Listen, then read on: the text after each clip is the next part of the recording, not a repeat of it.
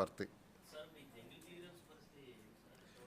Jungle clearance tender almost అయిపోయింది. అయితే agreement అవుతుంది. అగ్రిమెంట్ అయితే బహుశా Monday or Wednesday will start it.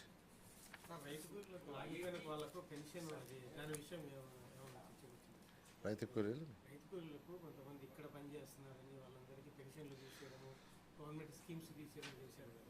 రైతు కూలీలు కొంతమంది యాక్చువల్గా ఏంటంటే వేరే వర్క్ చేస్తుంటే కాంట్రాక్ట్ వర్క్ చేస్తుంటే వాళ్ళకి యాక్చువల్గా ఆపేస్తున్నారు. దాని విషయం మాట్లాడాం. యాక్చువల్గా దాన్ని క్యాబినెట్లో యాక్చువల్గా డిస్కస్ చేసి ఒక డెసిషన్ తీసుకుంటాం.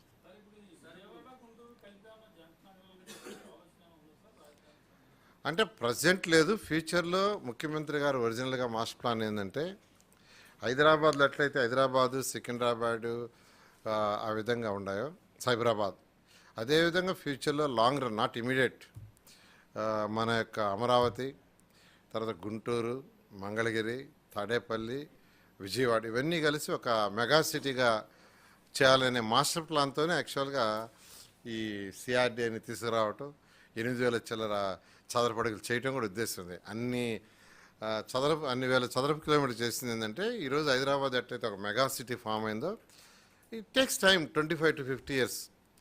ఆ 50 సంవత్సరాలు దృష్టిలో పెట్టుకొని యాక్చువల్గా దాన్ని చేయడం జరిగింది.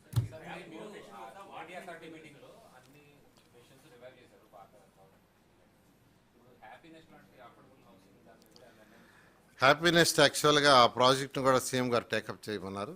దాన్ని కూడా తొందరలో టెండర్ పిలిచి టేకప్ చేస్తారు.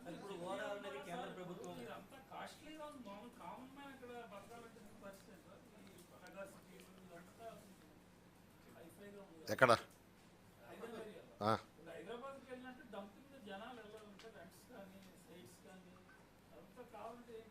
అందుకనే కదా మనం ఎకనామికలీ వీకర్ సెక్షన్కి ఒక 5,500 ఇల్లు కట్టింది. మిడిల్ క్లాస్ వాళ్ళకు కాదు, మిడిల్ క్లాస్ వాళ్ళకు కూడా యాక్చువల్గా ఎంఐజీ, ఎల్ఐజీ లాగా యాక్చువల్గా బిల్డింగ్ కట్టమని ముఖ్యమంత్రి గారు ఆదేశించారు.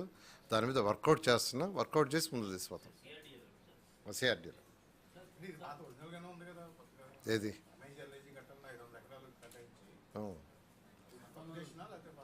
అంటే అంతకుముందు యాక్చువల్గా కూడా గవర్నమెంట్లో కూడా సీఎం గారు చెప్పారు మిడిల్ ఇన్కమ్ వాళ్ళకి కట్టమని. యాక్చువల్గా దాని మీద కూడా ముందు తీసుకోవడం జరుగుతుంది.